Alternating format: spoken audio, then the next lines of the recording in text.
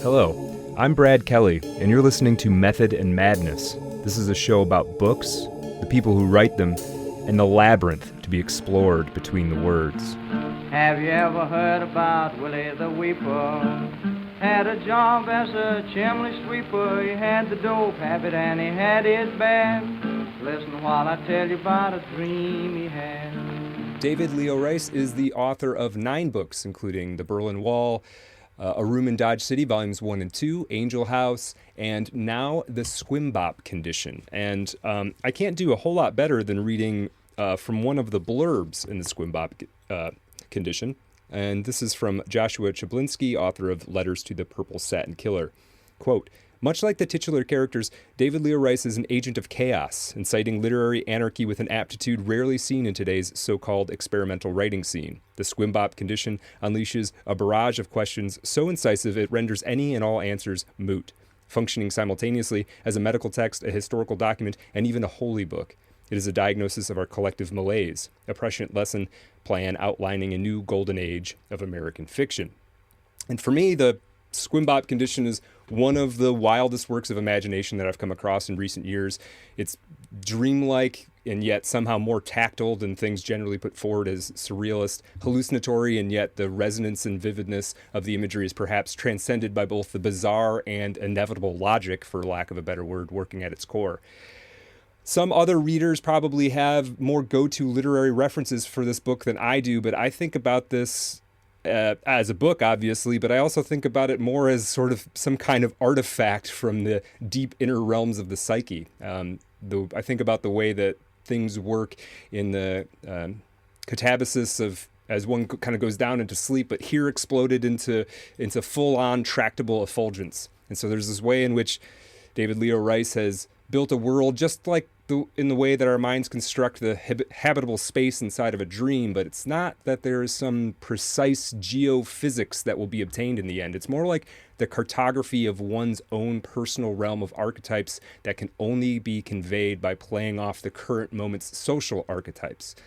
And that's just sort of from the inside out. There's a reading that is from outside in that is doing a similar kind of translation and pastiche and assembly until he's building rhythm. What he's building rhythmically is something almost more like a song or something, or a poem, not using the individual psycholinguistic units and imagery that poetry does, but is instead taking on using larger units. And if we say poems are written with words, this novel is a poem written with something like socio-personal images or something. It's a poem blown up to the novel scale, and I don't just mean that that doesn't mean to me that it's just a long poem. It's something else entirely. But it's also a book about America. It's about the deep American impulses of the West and the frontier and of recreation, reenactment of the atom bomb and the silver screen and blues music and academia and the internet and a whole bunch of other things. If you haven't read this yet, you definitely should go get yourself a copy from 1111 Press. There'll be links in the show notes. You will not regret it at all, I promise. David, thanks for joining me once again. We just spoke recently. I really appreciate you coming on and chatting with me again. Thanks for having me back. Glad to be here. Yeah, of course. So, there's a lot of places to start with this book. As sort of a subject matter, it's got a lot of surface area. It's got a lot of access points in a way. I guess the question I kind of want to ask, and I know it sort of it touches on and refers to, there's a sort of David Leo Rice literary universe that this book is in, and other works of yours are in as well. But what would you say was sort of the first idea that ended up in this book? The first character or aspect or situation or conceit, if you can remember. It started about 15 years ago, 2010, 11, when I just graduated college and I spent a year in Berlin. And in that year, I drafted what I thought would be my first book and ended up being the second book, called Angel House.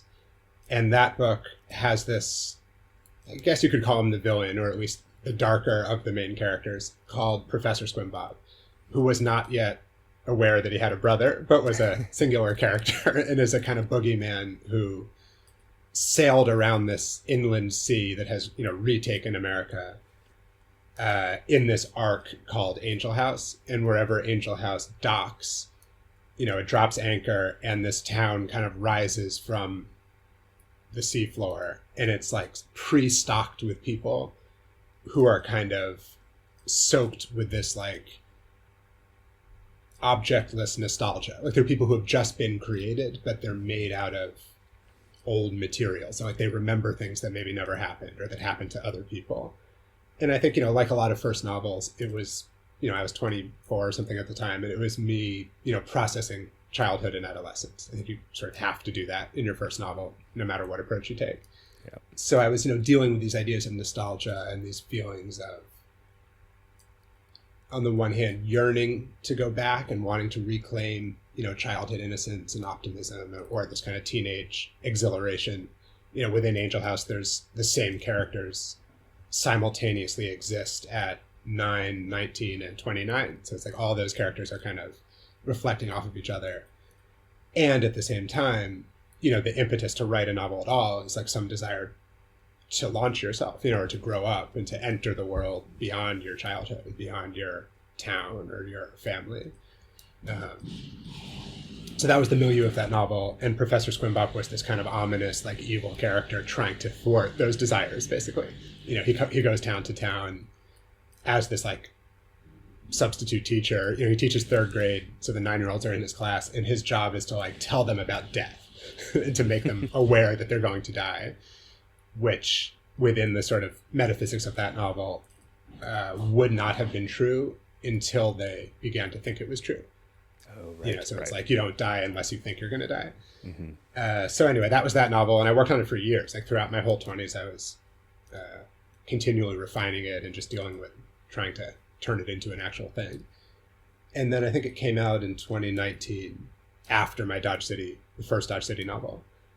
And then around that same time, I think it was 2018 or 2019, I don't really know where this idea came from, but somehow Professor SQUIMBOP split, or I decided he could have a brother also, or just like this separate or parallel world of the brother SQUIMBOP began to develop.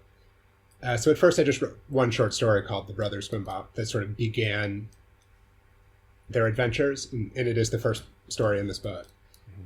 And then it developed from there in terms of just, I started thinking they could have more exploits and more, they could cover more ground. And as it went, and it was sort of this parallel project or background project while I was working on other standalone books, I had this idea that these guys were just kind of like roaming around the background, and that they would be like a mobile element within an otherwise fixed world. I think in a lot of my books, I'm interested in this idea of like being stuck in place versus not being able to find your place. So there's always some characters who are, too much of the town, who kind of like are the embodiment of the town and can't get out or can't even imagine a place beyond the town. And then other characters who like really can never come to roost, or just like constantly roaming and don't belong anywhere. And, it's this kind of drifter exile archetype.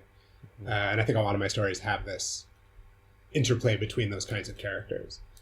And so, I had the first Brother SQUIMBOP story, and then I was working on this book about the Berlin Wall. So I wrote the second story called The Brother SQUIMBOP in Europe, kind of dealing with some of those same ideas of like European mythology and, strange tendencies within European culture.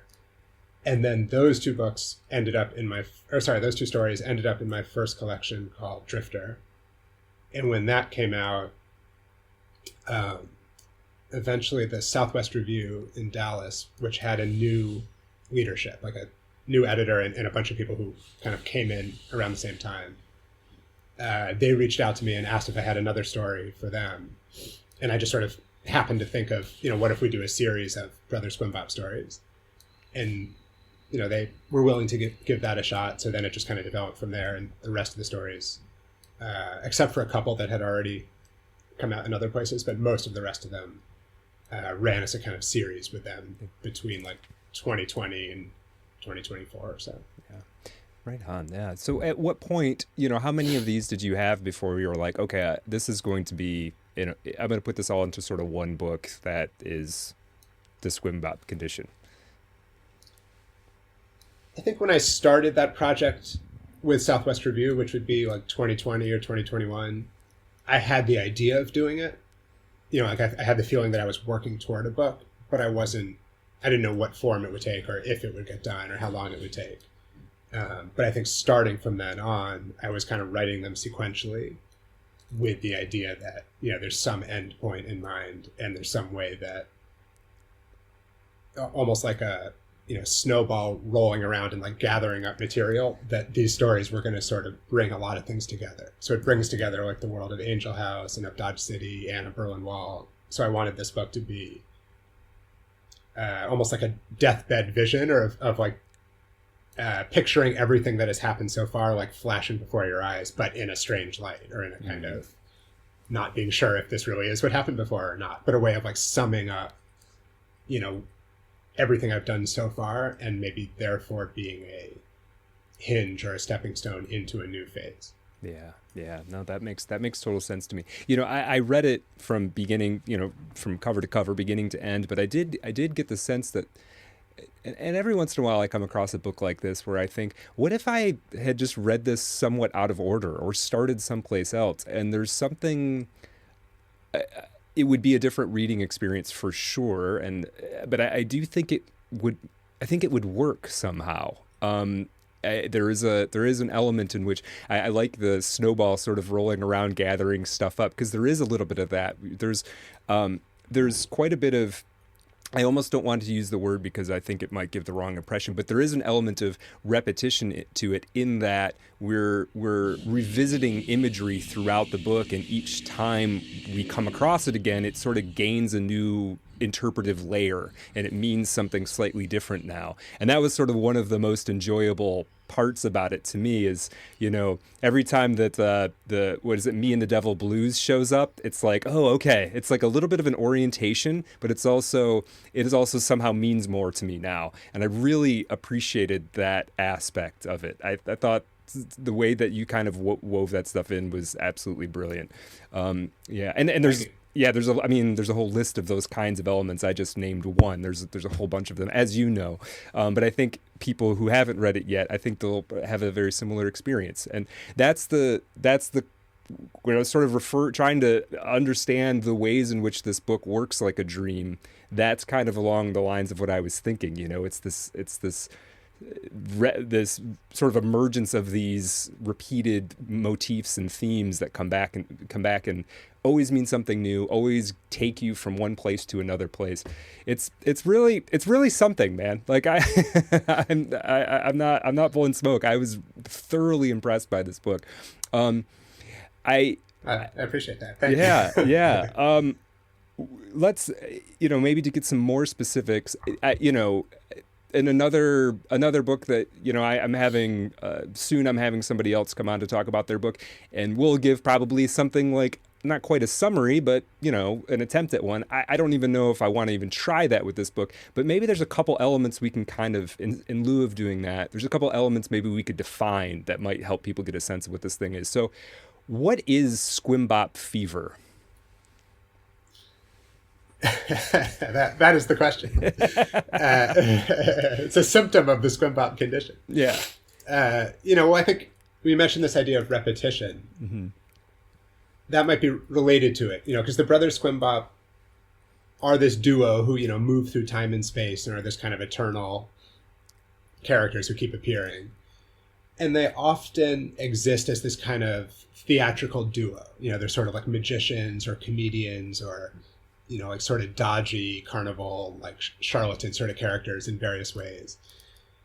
And I think one aspect of SQUIMBOP fever, is this sense of lacking an original, or of trying to return to the time when events were actually occurring rather than occurring as shtick or occurring as kitsch. And I've always been interested in this idea of, like you mentioned at the beginning, reenactment and recreation. In this question of, is the museum the same as the real place? Or what if the museum is more real than the place it's commemorating? Or, what if the impersonator is more real than the person they're impersonating, or so on, those types of questions. Mm-hmm. And so I think SQUIMBOP fever is this sort of violent and ultimately nihilistic and even like apocalyptic desire to reset the clock, or like return to what they call like the age of original comedy, you know, or the moment when the jokes were not in reference to something else, but when they just, you know, to cleanse the palate or cleanse the window and have things feel like they're actually happening for the first time, rather than being copies of copies of copies of copies. You know, and the brothers kind of feel like that too. Like they're just these beings who exist in the world who don't really know where they came from. You know, they have this whole world about what their origin was, and, you know, each one sort of claims to be the other's father. Right. And they keep being born over and over again. But there's this sense that they're like playing a role that they didn't choose to play, and they don't even know whose role it is. Like there's some original brothers who they never get to meet, and maybe don't even exist, but they always have the feeling that they're a pale imitation of something. And so the SQUIMBOP fever is like when that feeling becomes unbearable and just turns into like a frenzy or a free-for-all. Mm-hmm. And, you know, there's like throughout history, there's always this desire to, you know, achieve sanctity through violence, right? Or, you know, or resurrection or ritual, or, you know, the kind of things that like René Girard writes about a lot of, you know, violence making something sacred, or violence turning a kind of trivialized or profaned age into a new holy age. And I think that impulse is very deep and probably legitimate as an impulse, but the outcome is almost always just death and despair. Like it almost never leads to what you hope it will lead to. Right. You know what I mean? And so the brothers are just caught up in this thing where it's like, you know, there's not a clear line between, you know, slapstick and actual violence, or reenactment versus actually doing, you know, taking real actions, and just this feeling of never being sure if you're the original, and the kind of madness that can lead you to. That's really what SQUIMBOP fever is. Yeah, and no, that's excellent, and I think that ties in pretty directly to, I said in my sort of introduction here, that's a book about America in some ways. Not to say that this isn't a thing in any other country, but there does seem to be a thing in the sort of American character that I think there is anxiety about. Well, we have anxiety on the surface about sort of authenticity. And I think it somewhat relates to what, you know, as a sort of propositional country with a very short history relative to other parts of the world, we sort of annihilated all of the history that came before, right, intentionally, so that we could create it anew. And then we named all of our cities like New something from Europe. So I think this is always a good way to start. Right. Yeah, exactly. Right. Yeah. So, and so, yeah, I kept reading. It's a little too much on the nose, but I definitely read the SQUIMBOP fever as a kind of peculiar American anxiety about what is real, what is not, and then there maybe is a tendency, you know, in the pursuit of the real. And not being able to actually get your hands on it, a sort of violent reaction to that fact or something, right? That you know, if I can't have it, then I'm just going to destroy things until I get to it or something like that. Yeah, I mean, you tackle this stuff so wonderfully and sort of kind of glance the edges of it in order to create an impression in the middle in such a wonderful way. I almost don't want to talk about it too much. It feels a little bit like dissecting the joke to a certain degree. So I don't want to get too deep into it, but yeah, that's great stuff. I guess I did have a question. Okay, how do I want to phrase this? Well, I can phrase it just the easiest way possible. What was the atom bomb?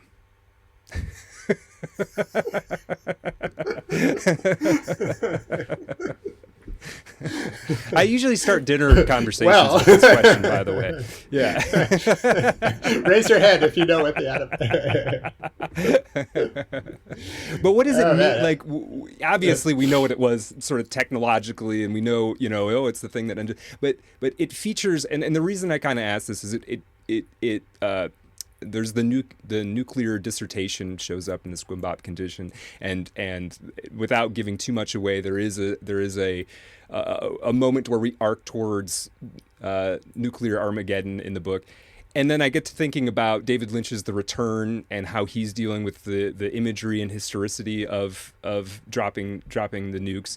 And I get to thinking too about Cormac McCarthy's last book, The Passenger, and how it deals with this phenomena. And your book, and you guys aren't alone in dealing with this either. But it gets me really wondering, now that we're, whatever it is, 80 years gone, sort of what is the significance of it? And how does it? Yeah, I don't know. What was the atom bomb? Well, maybe on this topic of, can violence be redemptive? Mm-hmm. One thing that the atom bomb did or is that it cauterized us off from World War II. It ended World War II in an extremely definitive and horrible but unambiguous way, mm-hmm. at least in the Eastern Front. Right, Pacific Theater. But I think what it means within this book, and maybe all these, but there were, like you said, there were all these things in like the 2010s and early 2020s. Lynch, McCarthy, obviously Oppenheimer became this huge movie. Partially just because it was 75th or 80th anniversary. Partially tensions rising with Russia again and all that. But I think like on a deeper level, part of like this mental madness, or like to go back to this idea of fever, is like I feel like we're still living in the post-war era, right? Or it's like everyone who's alive today who's interested in history or who's kind of just tuned into culture in this like broader sense, like the narratives of World War II are still the primary narratives, right? Or the idea of geography and who's good and who's bad, and like what, just like our whole worldview is about that conflict. Mm-hmm. And we're stuck in this ambiguous state where it's like we both never want to return to that. Like the essence of that is something that we don't want to repeat. And yet we've also been taught that that is the source of meaning, right? That the only way that like genuine heroism or genuine moving to a new chapter of history can happen is through a genuinely definitive world war. And the thing that the atom bomb is a guarantee that that can't happen again, right? Because like there's no way you can fight a terrestrial world war if all the combatants have nuclear weapons, because either you're going to shunt it to the margins and fight these kinds of proxy border wars like is happening all over the world, mm-hmm. or you're going to annihilate everyone, right? You're going to actually attack each other and just blow up the world, right? But there's not really any way that major countries can directly invade each other and fight on the ground the way, we understand happened in World War II. Yeah. And I think that leads to this kind of mental derangement because we have this feeling of the post-war era has gone on too long, right? Yeah. World War II is like almost a century ago. Right. And therefore, like it's time for a totally new paradigm and a new narrative. But we don't understand how to enter a new narrative except by having another world war, which is what you can't have if all those sides have nuclear weapons. And therefore, you can endlessly just like destroy these border countries, but it doesn't, like those wars never end and they're not definitive and they're not meaningful. Like, they're very sad, but they don't like actually change the narrative of world history. Right. And I think we're in this weird state now where it's like everything feels undead, right? It feels, going back to the idea of repetition, it's like we're just living through, these same fights from, like we talked about last week with, Shadow Ticket. It's like these same fights of just like, communism versus fascism, and just over and over and over again in this kind of like weird, like ominous kind of zombie carnival-esque way of just like these same ideas keep recurring. Yeah. And everyone is itching to just like genuinely leap over into like the true 21st century, to like get somewhere actually new with like totally new rules and new, pieces on the board and new players. And like everyone wants that, I think. And yet, in some way, nuclear weapons are keeping us from getting there. Right. Or we need to come up with another way to do it. But like the only model we have for doing it is World War II, which is exactly what we can't do again. Right. No, that's absolutely fascinating. It gets me thinking about, I don't know if you're familiar with, there's this guy, Jonathan Pageau, who does the Symbolic World show. He's an Orthodox carver, and he's he's got some pretty interesting ideas. This isn't necessarily like a full-on endorsement of him by any means, but he did a sort of presentation on this notion that it's similar to kind of what you're talking about, that the World War II for the West has been this sort of this narrative framework that's kind of held us together culturally. And just as you're sort of talking about, there's some holes in the plot of that narrative, I think would be how he might describe it. And those are it's starting to kind of fall apart a little bit, right? And it's really easy when we can have the History Channel version of it, where it's like we're the good guys and they're the bad guys, and since we're the descendants of the good guys, so we're still the good guys, and then sort of forget all of the bad stuff we had to do, justified or not, such as dropping the atom bomb and making a deal with the communists, right? And allowing the communists to aggregate territory and all of that. And I mean, his kind of point is that part of on the culture war scene, part of this whole thing you see with everybody calling everybody a Nazi and then some people claiming to be it's sort of the board is getting kind of reshuffled around this stuff. And it's not necessarily, it isn't particularly good, but what we're kind of seeing is the tumult of that story. Not that it will completely fall apart, but that it's not providing the function that it used to of holding us all together. And so, yeah, I think it is a little scary to think that the last time we got one of those narratives that holds us together is, by dropping a bomb and killing hundreds of thousands of people. So what could we do? There's nothing you can do on that scale that isn't at least, let's say, disruptive, if not, if not annihilating, right? Yeah, very, very, very interesting. And maybe it's the last time that, violence, even if this, isn't true, or if you can take real issue with this, it's at least the last time that violence was compellingly presented as redemptive at scale. Right. And then it's like every war that America's been involved in since then is pretty much non-controversially a bad idea. Like almost, you find very few people who are like, all these wars since then were a great thing to do. Right. And most people are like, we both didn't win and ruined ourselves in the process and just destroyed our own lives and our supposed enemies' lives. And I think it's like this sense of just like, and then every one of them kind of calls into question that narrative too, that hero narrative, right? Exactly. The good guys. Well, how many wars can you prosecute in other countries unfairly and still be the good guys? It doesn't seem like you could do that like every 10 years and still be the good guys, right? It's very and the goodwill just wears off, right? It's like whatever you tell yourself about World War II, at the time, they might have thought that would last forever. Right. Right. And like there's so much criticism of, this like Nazi dream of the 1,000-year Reich, but it's like the Americans seem to also have this idea of like, we're going to be the world hegemon forever and like no one can criticize us and whatever we do is justified for whatever project we claim it's for. Yeah. And that also is just worn off. And maybe it's just as simple as, the people who were around then are dead. Right. It's not rocket science, right? It's just like the more you lose touch with the people who were convinced of that narrative, the more the narrative like warps and free flows and turns, sort of mutates. Right. And the thing you should do probably is just get a new narrative, but like that's what we can't do. That's the problem. Right. Yeah, it becomes as the people who were directly involved pass away, then you're sort of left with like the people who have secondhand stories from talking to them, and then eventually you just have movies and books, and then eventually you just have movies and books that were based on movies and books, right? At some point it becomes sort of it's nowhere even close to actually telling the story at some point. And then it's a little unsettling to think about that narrative completely going away, as sort of false as some aspects of it may or may not have been.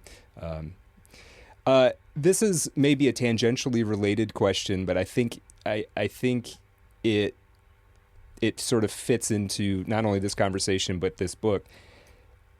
What is the American dream? or was it? Or what was it maybe even? Yeah.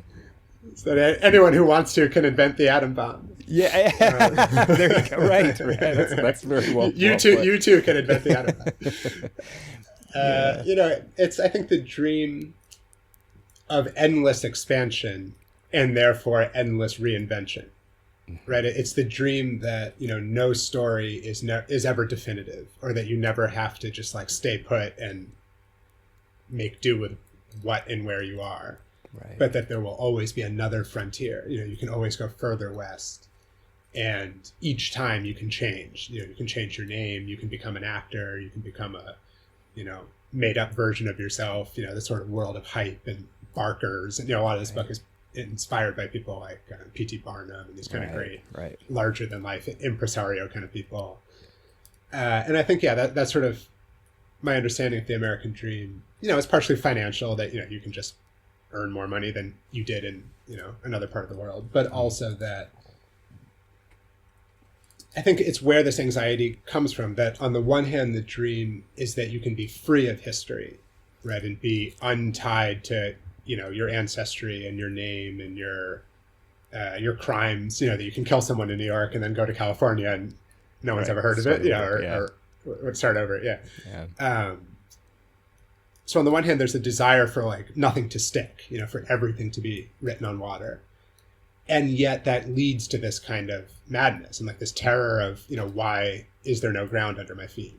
Which is why we name every city after a European city. Like you would think if you genuinely wanted to start over, you would come up with a whole new lexicon. Mm-hmm. You know what I mean? And yet clearly that's not the case, right? So there's both like this attempt to rename everything after Europe, or this kind of like half-baked repentance for the murder of the Native Americans and turning, naming things after, trying to use Native names for so many states and cities also, even while not really understanding that culture or having any real connection with it, And so I think that's the anxiety, that it's like, and maybe that's just human nature, that it's impossible to be in free fall forever. Like everyone needs to land at some point, which is, how I always feel in LA. I go to LA pretty often, and it's like, I'm just always fascinated by it, because I feel like there's this kind of sense of excitement, and people are always drawn that, it's like moths to the flame of like, you can reinvent yourself there and you can become whatever you want to be, and the city of dreamers. But there's also just this kind of like heavy melancholy about it, because it's like, this is your last chance. Like if you don't make it here, the ocean is next. The ocean, totally, yeah, exactly. It's like you go into the sea, right? Or you can go to Alaska or something, but like there's some sense that there's no, that Sunset Boulevard is the final sunset. Like there's nowhere else to go, literally, right? It spits you in the ocean. And I think that is sort of this American feeling of, being divided against yourself, because like you constantly don't want to be pinned down. You don't want to be, in some village where 100 generations of your family have been, and you don't want to be confined to that, or, farming the same, bad land that your ancestors farmed. Like, everyone who is here, or many people who are here, historically left those kinds of situations. Mm-hmm. And yet also there's this sense of like, what does it mean to be no one? What does it mean to just be a shapeshifter and be endlessly wandering? And, that's why I'm interested in drifters, because I both probably wish I were more of a drifter in the sense of I'm attracted to not being tied down. Mm-hmm. And I fear that same aspect of myself, which is probably makes me very American. Right. Yeah, no, I think that's really that tension between these sort of polar opposites, the drifter and the person who is sort of built up their patch of land over generations is I think something key about America is embedded in that those two sides of that coin. And I've always thought, and this might not even be an original idea, I've always been interested for a while in this notion of some of the American genres of literature and film, two of them and how they relate to what we're talking about. We've got the Western, which is this, we're going to kind of push West, and we're going to, we're going to apply this sort of moral order, but it takes a strong masculine figure to do it as we kind of push West, right? We're going to basically organize the country in some way according to a set of somewhat vague but reliable principles. And then and then it hits the West Coast, and we get noir and hard-boiled, which is the same kinds of people who would have been our six-shooter cowboys a couple decades before. They end up in Los Angeles, and that's sort of where a lot of the hard-boiled stuff came from, was California. And all of that sort of moral principle gets confused. It's like you hit the wall and suddenly you're in this sort of labyrinth, and all those characters now become these weird anti-heroes sort of trying to navigate. The good guys are also kind of lying thieves at the same time. I've always just been fascinated in that sort of progression from one thing to the next. I think there's kind of a continuum there that says something about what's happened to Americans in a way. Yeah, where it's like, are you whether or not the order that the, Western hero, the sheriff or the cowboy, whatever order they're trying to impose, whether or not it's good, at least the movies posit that it's possible, that you really can protect the town, whatever that means. Whereas by the time you're just like a cash operator in LA, you're just a detective for hire. Yeah, it's like you may have those same traits as an individual, but it's like there is no more new territory, right? You're just wandering through this kind of ramshackle world of lies and deceit and embezzlement and double indemnities, as it were, right? And there's this weird sense of grossness of like a kind of energy that came too late, right? It's like almost shameful to be a cowboy when there's no frontier, right? It's like you just missed the party. Right. Yeah. No, I quite like that. On the cowboy thing, what is Dodge City? It shows up in this book, and I know you've got the Dodge City series. So what is Dodge City? Something I've always been fascinated by, and I like to joke, my wife is from Kansas, and she's actually like 5th or 6th generation in this tiny town in Kansas. So they're like super well, like deeply ensconced in this town. And I like to joke that I've been to every town in Kansas except Dodge City. So I'm very determined never to go there, partially because I want it to remain this kind of fantasy space. And I think what is interesting about Dodge City is it's this perfect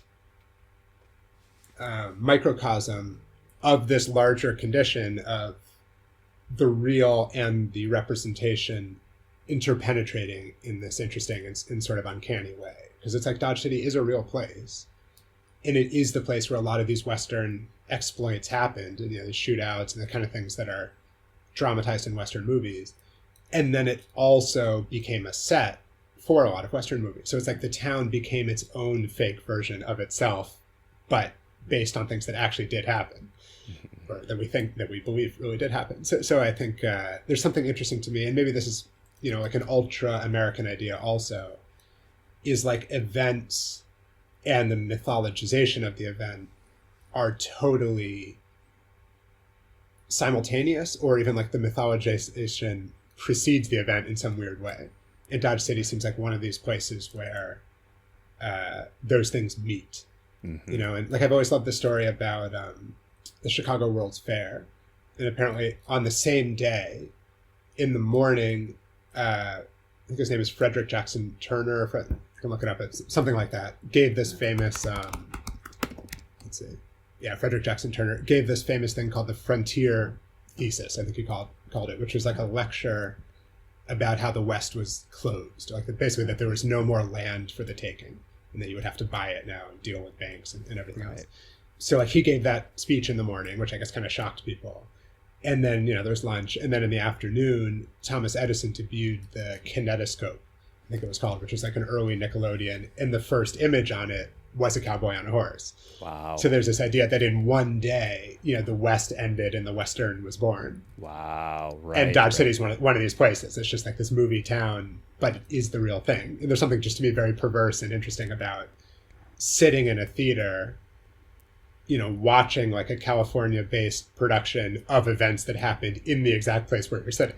Right. Well, yeah, that is a quintessentially, again, not to say this similar thing doesn't happen in other countries, but that feels very American to me, for sure, that phenomena. And yeah, interesting. Who is Tommy Bruno? Tommy Bruno is a character from my hometown in Northampton, Massachusetts, who I never actually met. But I came across this book, like a kind of coffee table book of like classic characters from Northampton. And so Northampton had a big state hospital, like a mental asylum in town that was like one of these famous, like ancient, ominous kind of places that got closed down maybe in the early 80s. There was a wave of closures, I think in the early Reagan years. And all the inmates just got let out. Like there was just, supposed like outpatient treatment, but basically people just became like, characters in town. And I don't know if Tommy Bruno was one of them, but the town was just full of like very odd and distinct and often sort of theatrical people. Like there was this guy called the Suntan Man who would stand outside with his shirt off in like a tanning mirror all winter, like in the middle of January. He would just be there like tanning himself on the street corner, and there were all these just characters around. And so Tommy Bruno was in this book of like notable Northampton personages, and he was the concessions man at this place called the Academy of Music, which is also one of these like classic American things that was like this grand opera house. There's a whole world of these like frontier opera houses that were built, far from urban centers, and like towns would like go broke building these beautiful things that seem kind of improbable, but again is this like anxiety about European culture. Right. So on the one hand, there's the idea of, the cowboys want to break free and reinvent themselves. At the same time, it's like they want to go listen to Wagner in Colorado. Right. In So the sense that if we're going to be a proper city, this is one of the things you need to have. Yeah. Yeah. Totally. Yeah. Even if you can't afford, especially if you can't afford it. Right. It's like a sign that you're proper. It's putting the cart before the horse or something, or like a fake it till you make it thing. Yeah. But that's exactly it. Yeah. So Northampton has this beautiful place called the Academy of Music, and there's big, embossed carvings of like Handel and Mozart and all these names on the front, and inside really does feel like this luxurious like 19th century theater with like boxes and red velvet seats and a stage with this huge billowing curtain, and it's this beautiful building, but was like a totally disused, like nothing was ever in there, and then it got refitted as a movie theater at some point.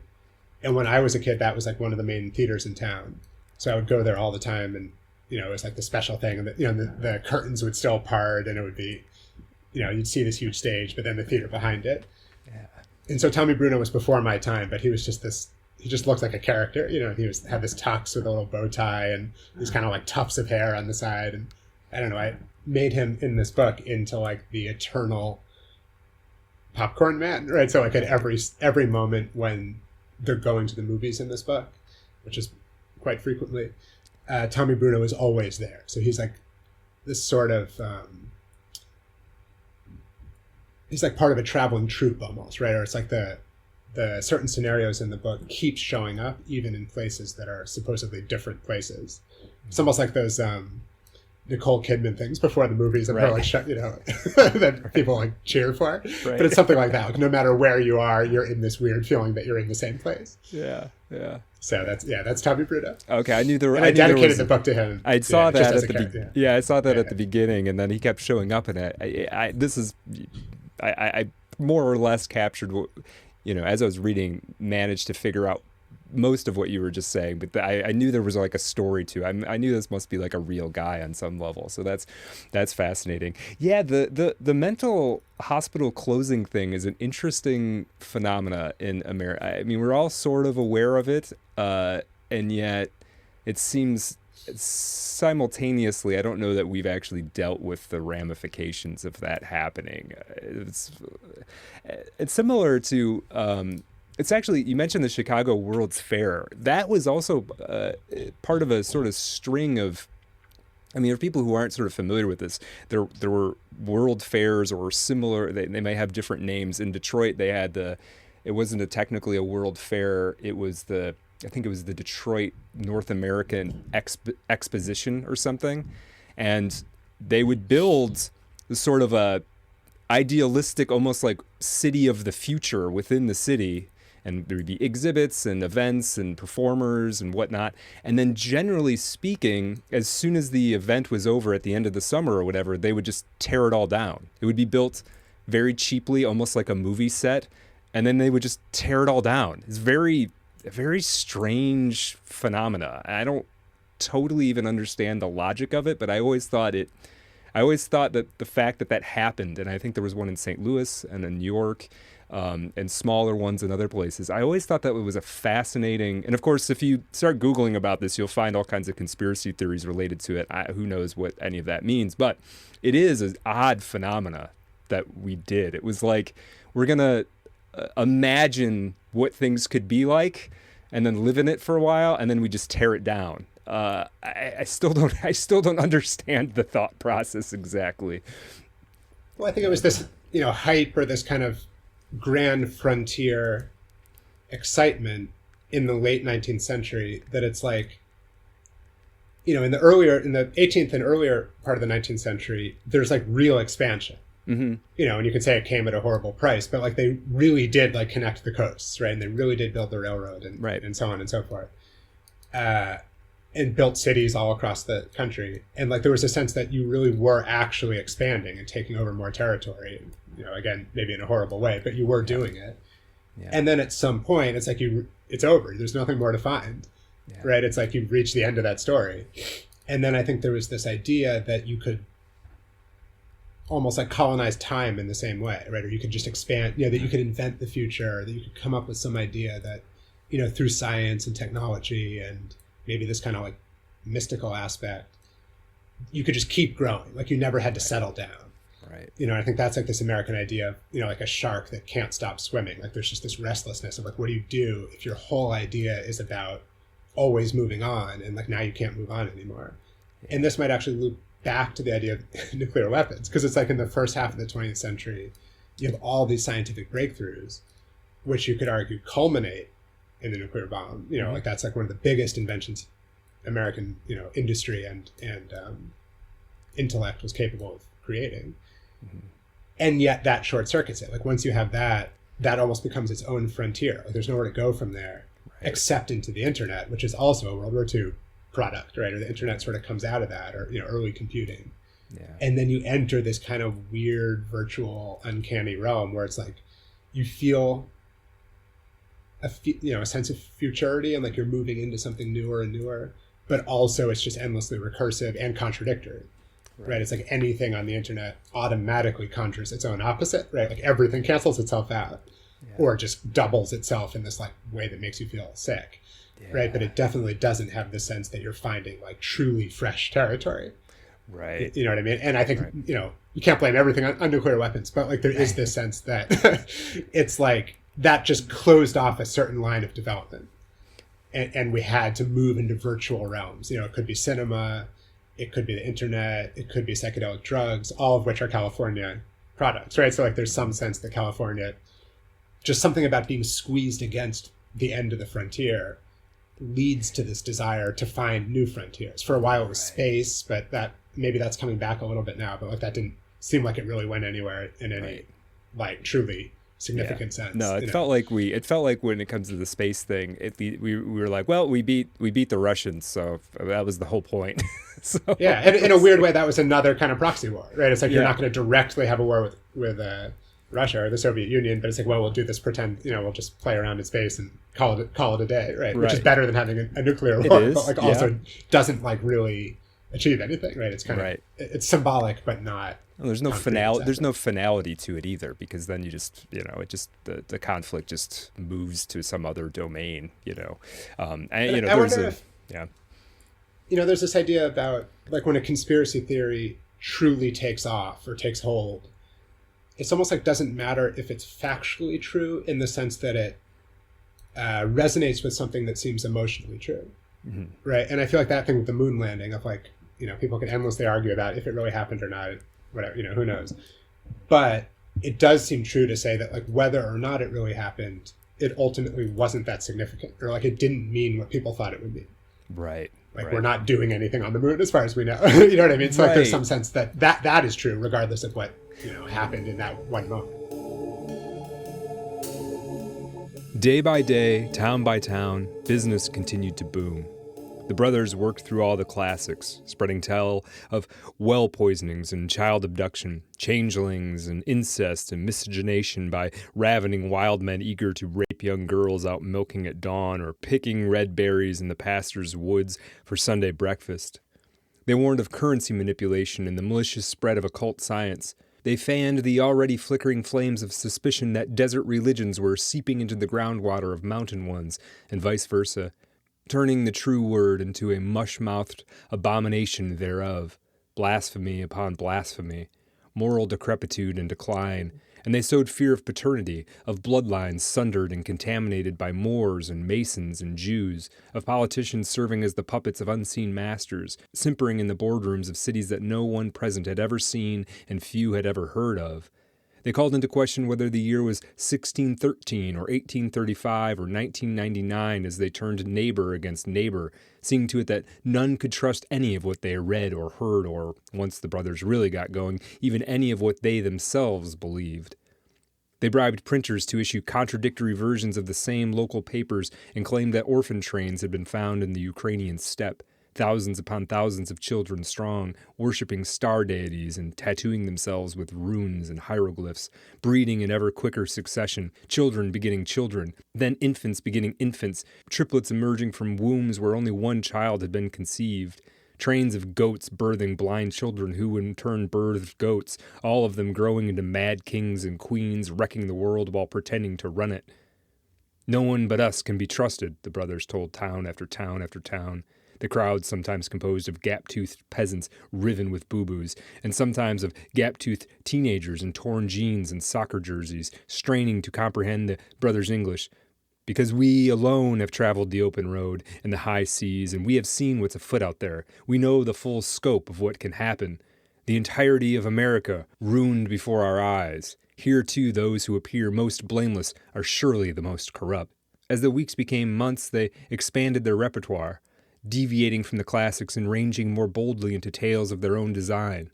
Werewolves are stealing in from the deep Carpathian woods at night, they told the people of one town, and impregnating your cows so that any calves born to them must be buried in molten iron, lest they grow into three-headed demons. Their milk the fibrous nectar of the Gnostic Satan, who will, in time, be born to a human mother and crawl into your pantries to sup. In the next town, they reported that chickens all over the countryside had been caught in the dark of a lunar eclipse and sent backward on their evolutionary path, so that soon lizards would hatch from their eggs, and then, if nothing was done to stop it, dinosaurs. Dinosaurs, they stressed, that would take to the skies and reduce whole regions to ash in the course of one long Walpurgisnacht as soon as the next eclipse happened to occur. There was, it seemed, nothing they couldn't sell. Any tale at all delivered by the brothers SQUIMBOP would send any town into a frenzy of preparation in which the people would, without hesitating, slaughter their cows with hammers and drown their chickens in ice baths, or, in the towns where the brothers suggested that the monsters were already amongst them, having assumed human form, turn the market square into a pyre whose flames loomed high above the rectory, the crematorium, and the rendering plant. Yeah, no, I love that, and so then the doubts around the doubts around whether we actually landed on the moon or not could very well just be sort of the outward manifestation of a deeper doubt about about the sort of status of America vis-a-vis the Soviet Union, whether we actually won the Cold War or not. Right? It's an easier way of expressing very complicated doubts about a intractable geopolitical environment, right? Yeah, and I tend to think of a lot of conspiracy theory that way. Whether it's true or not is sort of one thing, but you can put your this is a kind of funny thing that I've proposed to people sort of in conversation or whatever, that one of the most useful things about having an English degree in the real world is that you can look at something like a conspiracy theory and sort of interpret what the implications and like sort of deeper layer of meaning is to it, right? Where I've had these conversations with people and I'll sort of explain a conspiracy theory to them, and they'll get a little frustrated or confused or suspicious that I like believe it. And I'm like, no, no, no, no, no. I got fascinated by it because the people who do believe it, I think this is what they actually are like concerned about or phobic about or hoping for. And you can actually, I feel like, learn a lot sort of indirectly through them. It's an interesting... And it's a kind of living mythology. You know, that's one aspect of this book also is like, and one aspect of American culture is like, I think any culture, in order to even be a culture, has to have some kind of a public and common mythology, right? Or has to have a, you know, a twilight zone surrounding the known world that kind of gives it meaning and gives it a sense of possibility of like what else it could mean, you know, and it can function as a warning, you know, they're threatening mythologies, or a, you know, a more hopeful sense of possibility. Yeah. And I think part of why America is so conspiracy prone partially is this anxiety about like, are we unique or not? You know, are we truly sovereign, or are we, you know, controlled by other kinds of forces? That's one question. But then also this question of how do you like populate a totally alien landscape, you know, or a landscape that is determined by the mythology of another culture, you know, or many other cultures in terms of native cultures. But like, when you're new to a place and when you kind of have this anxiety about not being sure if you really belong there, you have to somehow populate that literal space with stories that have this sort of transcendent dimension. Right. And, you know, I have a really good friend from India, you know, who lives here now. And he said this, I found this really interesting. But he's like, in India, you know, it's an ancient culture, you know, or a collection of ancient cultures. And there are many physical spaces that have supernatural stories about them. Right? It's like, you know, this cave is where this deity appeared, and this mountaintop is where, you know, some devil lives. You know, it's like all this kind of stuff, and it's known to be, and people can believe it or not believe it, but it's like those stories are well known, and they're tied to actual places, and they kind of sanctify the land with a sense of mystery and intrigue, and you know, they're just sites that people visit. Where America, from the point of view of, you know, settlers, doesn't have any of that. So I feel like conspiracy theories are this kind of makeshift, almost like organic, emergent sense of that. You know, whether it's, you know, Los Alamos or Dealey Plaza in Dallas, or, you know, secret lab somewhere. There's all this stuff in Long Island, you know, government projects and things. And I think, you know, I've been to Dealey Plaza in Dallas, and I've done the whole JFK tour. And, you know, I don't know what happened. Like, I don't have any particular certainty about it. But I do know that being there, like literally standing on the grassy knoll, you do have this sense of there's something sacred, or there's something like unholy. And it's just interesting. Like, there's a feeling of, it doesn't, you know, the outcome of what you believe is kind of secondary. But the feeling that this is a special place, or this is a place where like the impossible occurred, is genuinely palpable. Like, you would have to be trying to ignore it to not have that feeling. Right. Yeah, to just be like, no, it's no big deal. It doesn't matter that JFK was assassinated here. Would be a pretty odd, perspective to take. Yeah. Yeah. I mean, I went to the branch church in Waco. Like, I went to the site of it. And there's still all this and there's all this burned out stuff everywhere. And just standing there, you're like, okay, this is not normal atmosphere, you know. And, you know, I remember I was driving with my friend, and we were, you know, it's outside. It's not really in the town of Waco. Like, it's outside a little bit. And we were driving, and we got like off of GPS. We just lost service, and we're kind of getting lost. And there's a little bit of, you know, are we going to trespass and like get on someone's property? And it was getting a little uncomfortable. And then we seemed like totally, you know, everything was unfamiliar. And then eventually we took some turn and started driving down this road. And we both had this like weird, like spidey sense feeling of like, this looks familiar. Like, how do we know what this is? And it took us like a full minute till we're like, oh yeah, this is literally the road. You've seen it like every single image of this thing for like 30 years. Yeah, it's baked into your brain. Yeah, absolutely. And you know, one of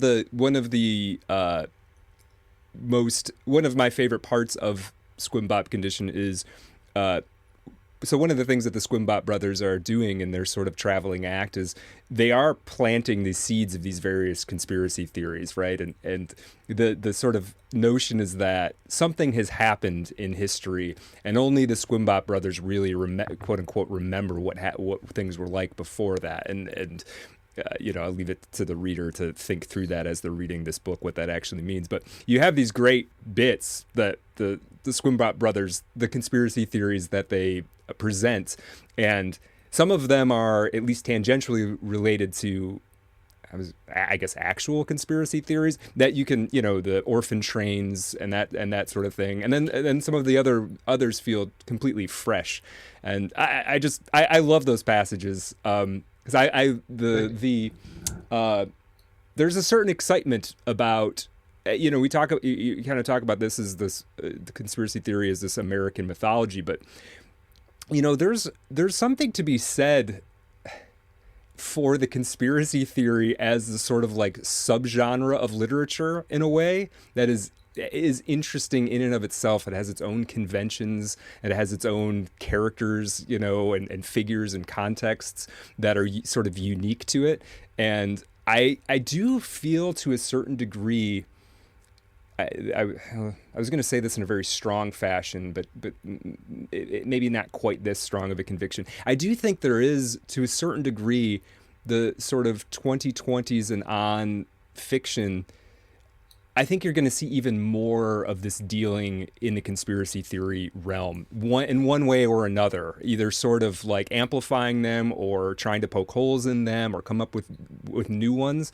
Because I think as time goes on in the sort of carnival of the internet and the epistemological labyrinth that we live in now on our computers, that it's one of the ways that we start making sense of it. It's sort of like, it's not, it's not what's your attitude towards conspiracy theory in general. It's which ones do you buy into and which ones don't you, kind of, right? And so I think this yearbook is in conversation with what I think is going to be, and it's not brand new. I mean, Libra was written in the 80s and whatever, but I think we're going to see that continue. I think maybe this goes into this necromodernism thing we were talking about last week with Shadow Ticket. So it's interesting territory for sure. And I think it's like an aspect of trying to make sense of the world. Mm-hmm. And on even just like a more basic level, it's just a way of at least feeling as though you're participating in the world. Right. Right. It's like, and this is a well-studied phenomenon, but it's like conspiracy theories always flourish at times when people feel disempowered. Yes. Partially because people want to explain why are they disempowered, but also it's just like a natural response to be like, if I feel like I can't actually affect anything, at least I can try to map out what's going on, or I can try to, argue with someone with a different theory, or I can try to align with someone who's saying something I find interesting or whatever. And I think it also is this form of like living folklore. Oh yeah. And I have a good friend who, speaking of Alaska, moved to Alaska, and he's an amazing guy. He started his own college out there, and he taught himself Tlingit, like the native language in this part of Alaska, and he like translates epics from this language. I mean, he's like a genius. Yeah. And he basically said that like in these kinds of, native mythologies, there isn't really a firm distinction between what happened and what someone is saying happened. Mm-hmm. So he's like, all these, European ethnographers would come to these people and be like, what's your story about the beginning of the world? And someone might say, well, a giant whale rose out of the sea and a raven, and tell this whole story. And then someone else would ask them the next day and they would tell a totally different story. And then, these Germans or whoever would be like, these people don't have a fixed, they don't even have their own story straight. Right. But my friend's like, that's not the point. Like, their story is not referring to an actual event. It's like this constant living process that is just ever evolving, and it's always not claiming that it's true outside of itself, but it becomes true within itself. Right. And that, I think, is how, obviously there are really like actual dodgy things that really do happen that can be exposed. Mm-hmm. But part of what is interesting about conspiracy culture, or these para histories, or this whole I agree that it's a kind of genre of literature. Mm-hmm. Is just the way that it's told, and the way also that it becomes infinitely self-referential, right? So it's like you can have, someone writes a book about, the real story of 9/11, and then someone else writes a book about the real story about this person who wrote this book about 9/11, and then the next person says, here's why this person didn't like that person, and it really involves this third person, and it just becomes this like endlessly sticky and kind of, I like the term molten history, right? It's like this just like melted down soup of historical fragments and intrigue. that is maddening if you want to get to the bottom of it, Right. but is like extremely interesting if you're willing to just be in it, right? And that's sort of why I like, trickster figures, or the idea that like your goal, we're in this, like you said, we're in this kind of epistemological crisis where it's just like there's no, people talk about like media literacy, but it's like there's no way to have media literacy at this point if you have no idea where anything is coming from, no matter Right. You can pick your poison, but like anyone you want to believe, you have no idea who they are really, or like why they're saying what they're saying, or if they even know what they're saying, and so on, Right. or where any of these images are coming from. It's impossible to get to the bottom of it, I think. Yeah, it is. Which might be very bad, politically, but it's interesting narratively. It's interesting narratively, but it is sort of, I guess, psychologically difficult to live in to a certain degree. I think you do have to kind of gird yourself against, to a certain degree, against. It gets strange because I do think there is an element of sort of surviving the present in the sort of internet age as somebody who's online all the time.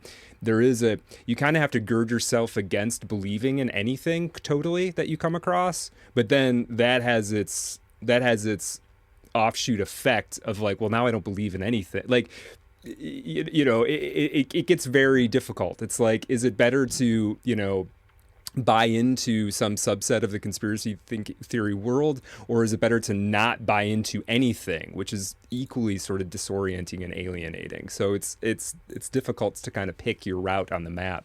And I do think some of the conspiracy theory stuff ends up being it comes out of the impulse of like, well, if I just keep digging at this information, I will find like the one fact that kind of ties it all together. If I just keep going, I don't know that you actually can, but I think that's what's the feeling is for some people.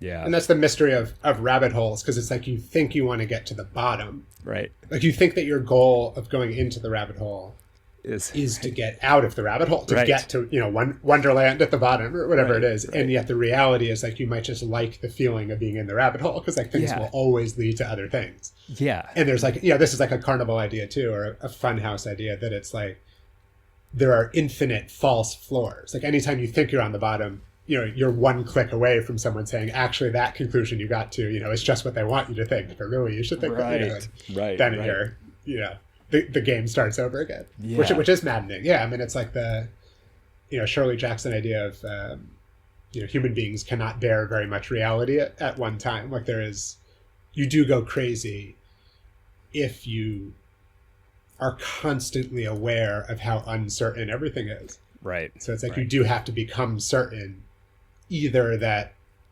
you're not going to buy into any of these narratives and I'm just going to, whatever the New York Times says is true, or the opposite of like, I'm not going to believe anything they say and I'm only going to listen to X, Y, and Z. Yeah. And both of those are probably very natural survival mechanisms, even though both will probably lead you away from the truth. Right.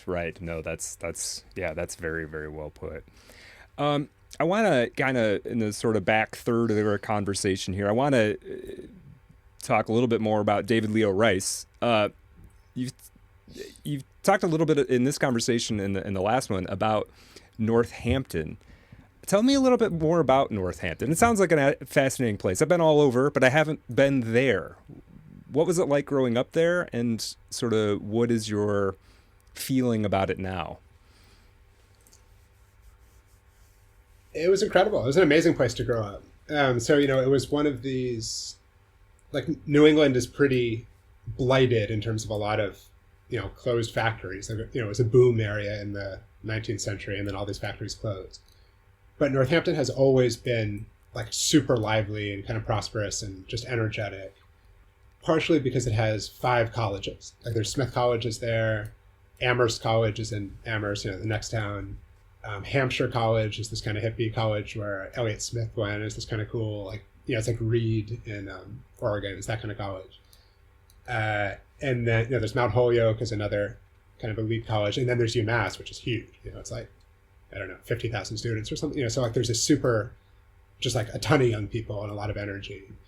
And when I was growing up, it was like this center for, it was like a mini Portland or Seattle or something. And like there were a ton of just interesting people. Like the guys who created the Ninja Turtles were there. Okay. Yeah. And the Pixies lived on my street. Oh, wow. And yeah, Dinosaur Jr. is from there.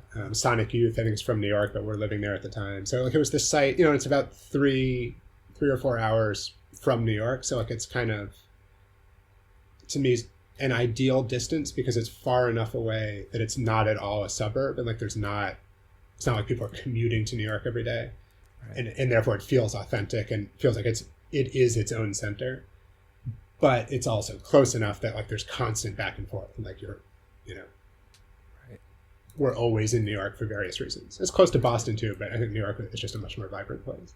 Yeah. And I don't know, I think it had this kind of ideal combination of like this very rarefied intellectual world. Like Kurt Vonnegut was there, and I went to school with his grandkids, and like, you know, he was just like this figure around town, but also had this sort of rough around the edges, like kind of druggy, towny, just like sort of freaky kind of scene also. So like it wasn't like there's a lot of towns in Connecticut that are just this kind of cookie cutter, like, you know, ice storm kind of towns.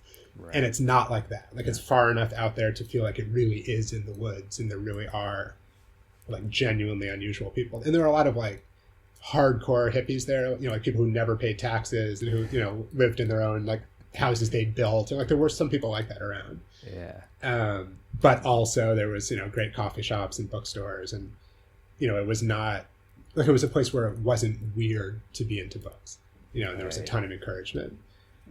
And yeah, my mom was an architect, so she, you know, built a lot of houses around there, and she built our house. And like there was a sense that I felt very involved with like the physical landscape of the town in a certain way. And I spent a lot of, you know, time in building sites and in, you know, just aware of the idea that you could like literally contribute to the landscape, right, while also feeling like I was just absorbing a lot from it, you know. And there was this closed asylum. My father's a psychiatrist, so he wasn't like directly treating those patients, but he was involved with the world of mental health in the town. And there was this sense that like it was just this sort of a cloud of insanity that was involved also. Yeah.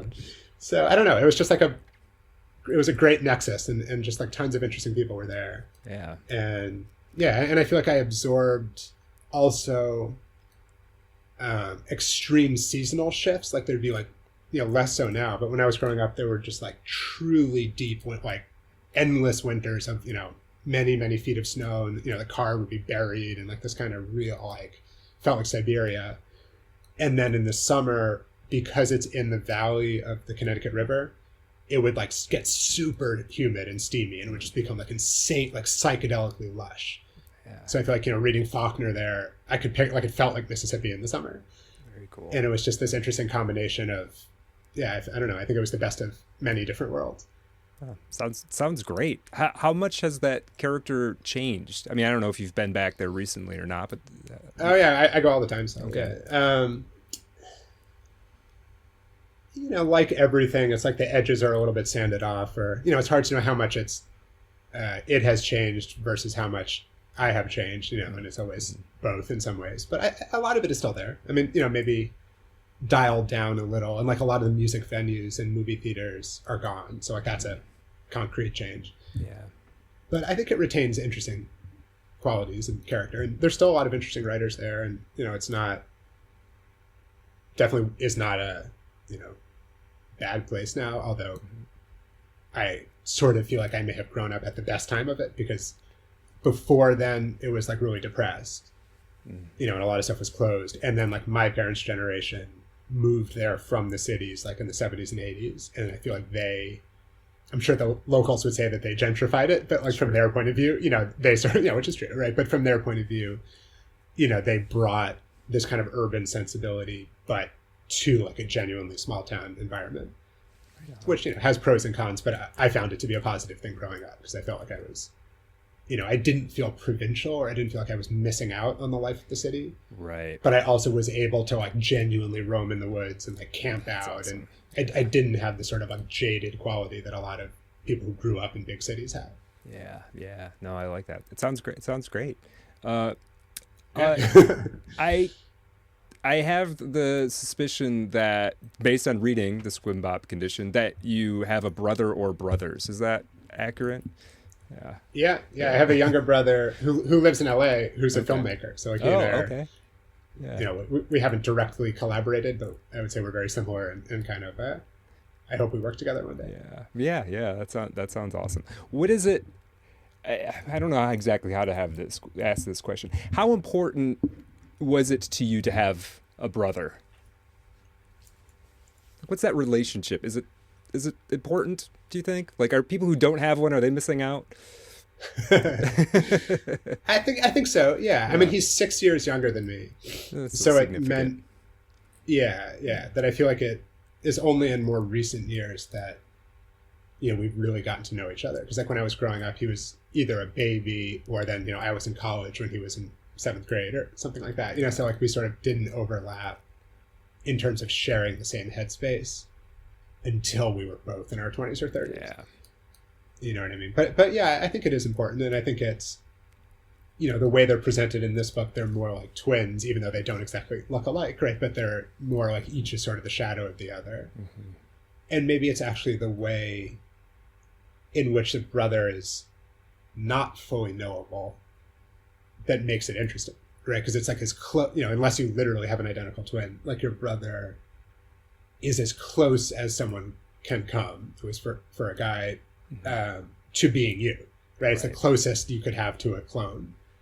And yet the fact that you don't know everything about that person, and maybe in some ways don't really know that person at all, is part of what makes it so interesting, because it sort of loops back in this uncanny sense of like, how well do you know yourself? Or like you're looking at yourself in the mirror, but don't fully recognize who you're seeing. Yeah. And my brother and I don't understand how this has happened, but have somehow grown more similar in appearance as we've both gotten older. So now people often ask if we're twins. Oh, really? Even though we're 6 years apart. Yeah, which is very, very funny. So I don't know, as you get older, has been happening in recent times. As you get older, that 6 years. I have a brother who's like 4.5 years older than me, and as you get older, that difference, which seemed huge when I was a kid, is like it basically doesn't exist anymore. It's we're roughly the same age as what it feels like. I think I had a sort of similar experience to you. When I was little, my brother was always very good to me. I didn't get one of those bullying kind of situations or whatever. He was always very good to me, but when I was little, he was sort of like my babysitter, and he had a certain responsibility for me. And then as he got older and I didn't need that in my life anymore, we kind of split apart a little bit. But then sometime like I was probably 19 or 20, we kind of it was almost like we met again. And it was like, oh yeah, turns out we're into a bunch of the same stuff, and we see a lot of stuff the same way, and we became a very close friends. And it's just an interesting process. And I think you're totally right. It's like an alternative version of me out there someplace in the world, or I'm an alternative version of him or whatever. It's a very interesting relationship. And he and I talk a lot, and I run into people sometimes who say they have a brother they haven't talked to in years. I'm like, man, you gotta fix that. Like, they could be your best, they could be your best friend out there for sure. Maybe it's that you each, especially if there's a meaningful age difference, or an age difference that was meaningful when you were growing up. It's like you kind of each have to hit your stride separately. Right. Before you can reunite, because like if one of you or both of you is still like feels very unformed, there's like a natural sense of rivalry or threat. Right. You know what I mean? Which is understandable, but it's kind of unfortunate. And it's like there's some kind of work just each of you has to do on your own. Yeah. Until you can then, it's like two actors who each have to learn their lines before they can rehearse the scene together. Right. No, that's very well put. I like that. Another question I have, I have a suspicion based on reading SQUIMBOP. How would you rate the vividness or intensity of your dream life? Super vivid, with the unfortunate caveat that I've developed just catastrophic insomnia in recent years. So I like find it incredibly hard to sleep now, which just sucks. It's like it's just, anyway, it's horrible. But when I can sleep, I have very vivid dreams, and I used to sleep very well and always have vivid dreams. And I would say, dreams have always been super important to me.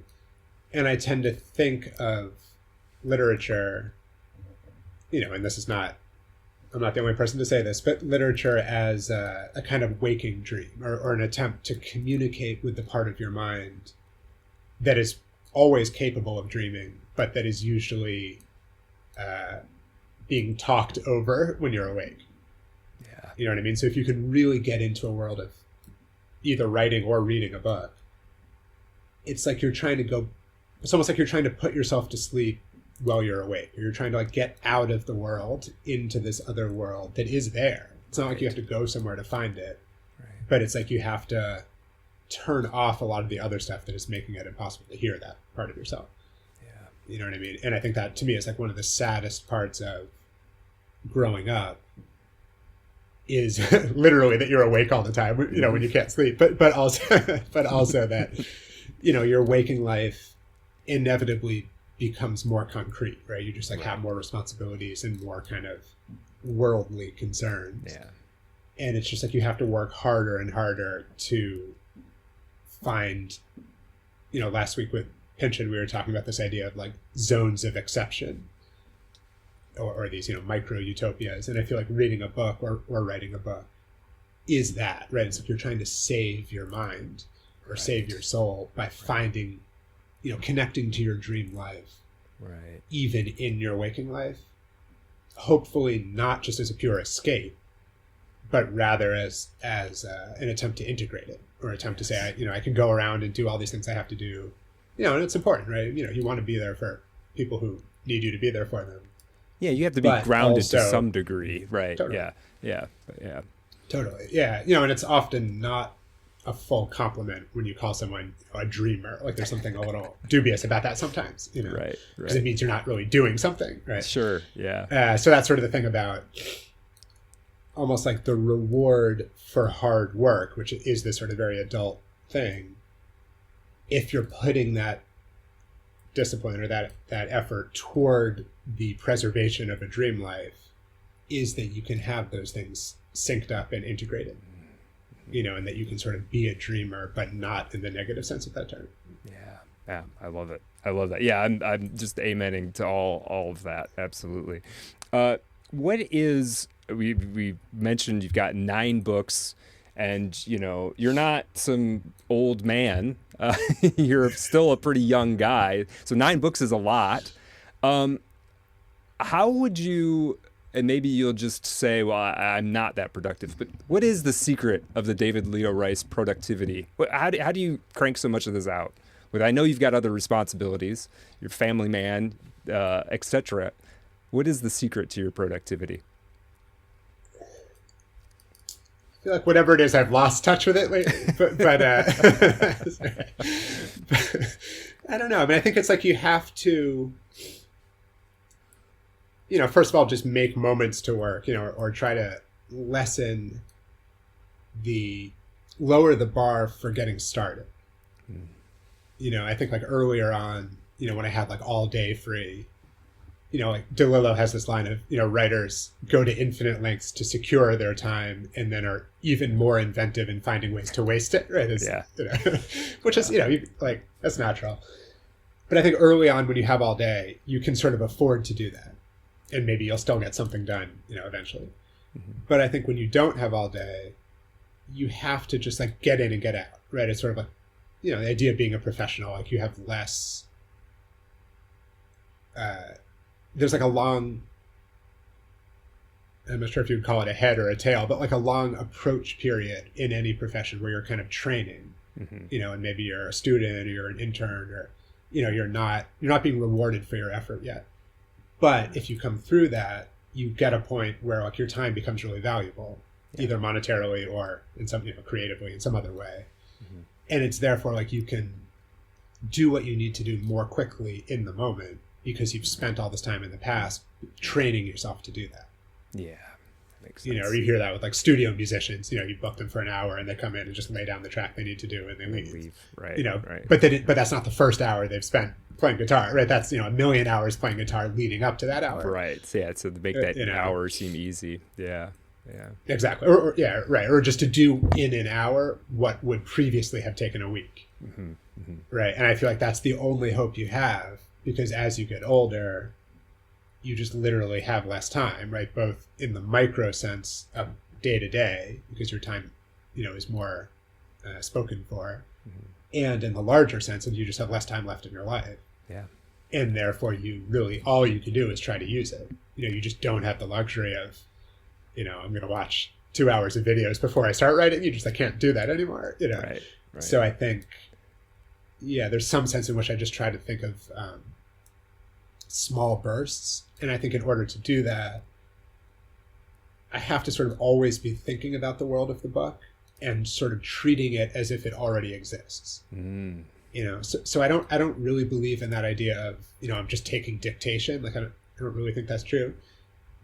But I also don't feel like I'm making it up from scratch. Like I feel like in order to write something, I do have to feel like it's actually there. And then the job of the writer is to just go there and explore it in some way that makes sense. Right. You know what I mean? Like if I go to a country I've never been to before, I still have to do things if I want to get to know that country, but I'm not making it up. Like that country is there. Right. And I feel like to me writing is like that. Interesting. Okay. I quite like that. Yeah, I can vibe with quite a bit of that. Very, very interesting. The one thing that I like to do every time I have a guest like this is ask you for a couple of books, 2 or 3 or whatever, out of your personal canon. And when I say personal canon, generally I'm thinking about books that might not be the, top 10 on some list, but for you have been highly significant. Yeah, so I picked out a couple that are highly significant to me, but are also, I felt like, specifically relevant to the SQUIMBOP condition. So I'll name a couple and I'll say a little about why I feel like they're relevant. So the first 2, which, go together, is The Counterlife and Operation Shylock by Philip Roth. And The Counterlife is the quote at the beginning of this book. And basically those 2 Roth books both involve doubles. Or it's like Operation Shylock is, there are 2 Philip Roths who come to a head and have kind of a bizarre and interesting and sort of comedic relationship to each other. And The Counterlife is what it sounds like, of, imagining a whole other version of your life.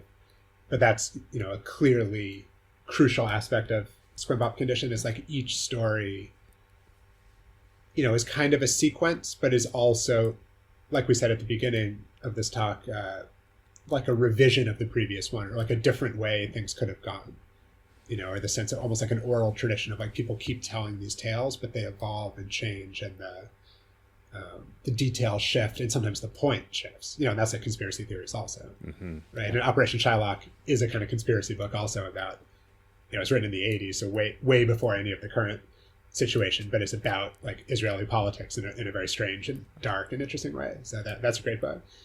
The second 2 are Tristram Shandy or Don Quixote, both of which I think have this great, picaresque feeling, or they're like pre-modern and postmodern in this interesting way, that they're totally have this sense of like being focused on a character. Like each one is named after the main character, but their understanding of character is very much outside in rather than inside out. So if you think of like 20th century kind of conventional realism, of Updike or Jonathan Franzen, stuff like that, which I like. I have nothing against that, but it's much more like traditionally psychological. It's the inner world of that character meeting this kind of background of the outer world. Whereas something like Shandy or Quixote is totally the opposite, that it's like the characters are these kind of ciphers or just like sponges that are just absorbing everything around them. And what is really interesting in the book is, the effect that the outside world has on the character. Like the characters don't really have an inner psychology except as it relates to this like crazy situation that they're in. Right. And the brothers are much more like that, that they're not, Freudian subjects. Like they're much more these kinds of like medieval jesters who are just, riding some kind of wave. Right. And their idea of who they are is really based on what they do, not based on how they feel. Right. Interesting. Yeah, Quixote is, I haven't read Tristram Shandy, but Don Quixote is such a fascinating phenomena to me. I mean, I just remember being in school and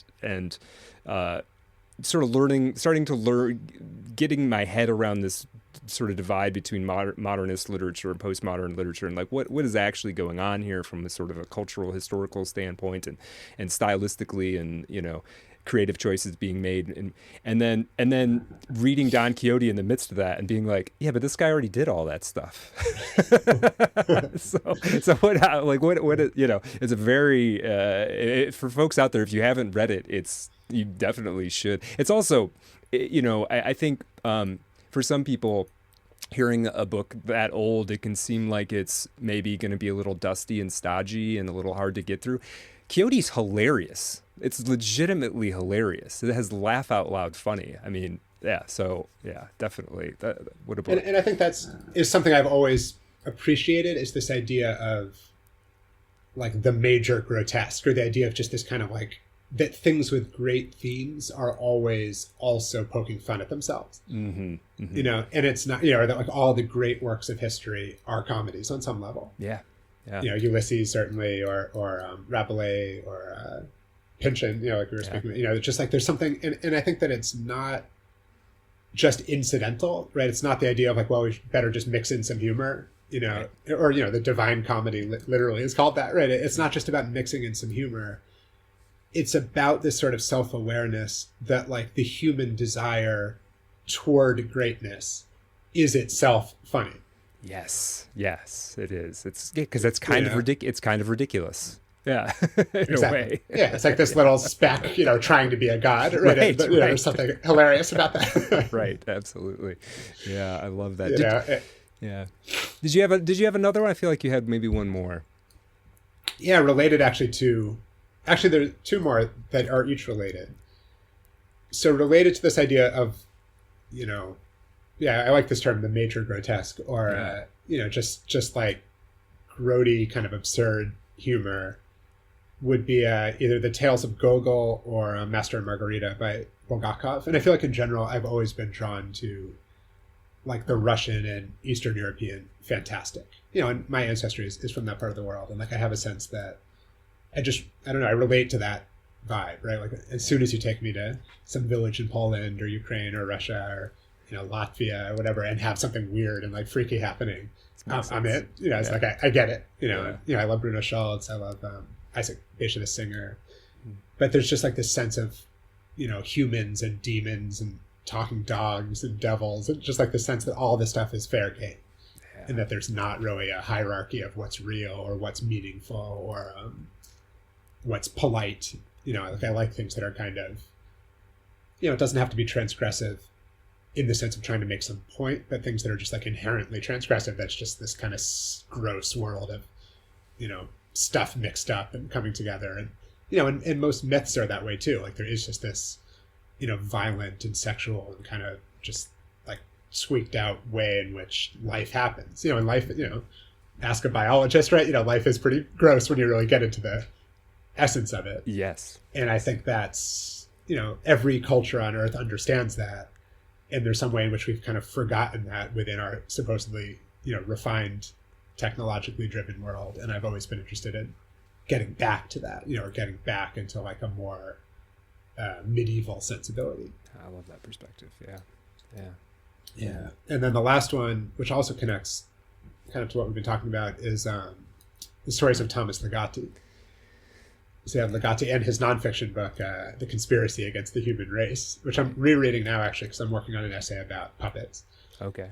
But that feeling of, the brothers are kind of puppets, or like, are these figures who are enthralled to what they call their distant master, like this force of some being, it's called the totally other place, somewhere that's always off the map. And, Ligotti just really gets that, I think, or like he's really good at evoking this feeling of, some kind of ominous and untouchable will that is just like everywhere in the universe, motivating what people think are their own actions. And it's uncomfortable and frightening, but it's also like exciting to think about it in those terms. You feel a bit like, even if you can't cut your own this relates to the conspiracy theories too, right? That even if you can't cut your own strings, you can at least sort of like peer up at the puppeteer and get a sense of like, you know, what is really moving me, you know, and Legatti is great at that. And, you know, he's not, actually, I think he does have a sense of humor in a way, but, you know, his stories are pretty, he does, right? Yeah. Maybe more than he's given credit for, right? But, what's a Legatti short story that comes to mind? I just reread one called Gas Station Carnivals from Teatro Grotesco. Yeah, I'm sure I've read that one. I can't remember what it is, though. Yeah. Very weird. And I like that collection. Teatro Grotesco, I think, is his best single collection. Okay. I like the Grim Scribe ones also, but my favorite is Teatro Grotesco. And yeah, he just, I don't know, is really good at articulating this feeling of, you know, what is the motive force in reality, and what does it mean if that's something that is not on our side and not even knowable to us, and that is very good at disguising itself as, you know, our own being and our own intention, and what if that's a complete illusion? Yeah, no, I think you've articulated the unsettling quality of that of his work really well there. Yeah, so folks, you know, that's part of the reason I like to ask this question is it not only gives us some insight into our guests, but I also, you know, building up a little bit of list of reading recommendations for the audience, stuff that, you know, maybe they haven't come across before. So, you know, that's kind of all the questions I have for now. People, there will be links in the show notes. Go buy the SQUIMBOP Condition, and go buy some of other. David Leo Rice has 9 books, so you could spend the next month or two just reading the David Leo Rice shelf, and you probably should. David, anything else before I let you go that you want to tell people or promote or anything? I mean, on that topic, I kind of, as I was putting the SQUIMBOP Condition together, I sort of thought of it as that it could be approached either way. That, like, for people who had read my earlier books, it would be an interesting, like, synthesis of them, or it would bring things together, and it would have a lot of references and locations and characters that I think would be satisfying for people who have seen those things in other places. And also that it would be a really logical starting point, you know, because it stands alone and you can just read it as its own thing, but also it kind of opens off into a lot of other directions that, could send you back to read the earlier books, and you would have the opposite experience, you know, relative to someone who had read them before this one, but I think it would still be connected in a way that, like, I feel like my earlier books are, each one is like a tributary, whereas the SQUIMBOP Condition is like this sort of lake, you know, or inland sea at the center that, like, all these other things are kind of spoken off of. Oh, I love it. That's very cool. Awesome. Well, yeah, again, David, thank you so much. This was great. I really enjoyed this conversation. Likewise. Thank you for having me. This is a lot of fun.